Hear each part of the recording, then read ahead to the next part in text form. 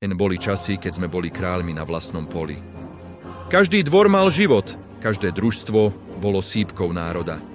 Boli sme sebestační, nepotrebovali sme milosť od nikoho, naša zem nás nakrmila do síťa a ešte ostalo.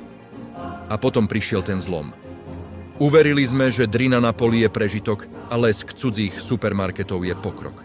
Vymenili sme plné sýpky za lacné regály a práve tam sa začal náš pád z vrcholu na úplné dno. Príčina je jasná. Otvorili sme brány bez boja, podpísali sme ortiel nad vlastným vidiekom výmenou za dotácie, ktoré nás naučili nepracovať. Dnes sme nájomníci vo vlastnom štáte. Naša pôda patrí fondom, ktoré v nej vidia len čísla. Sme rukojemníkmi cien, ktoré neurčujeme my. Následok je mrazivý, vidiek krváca.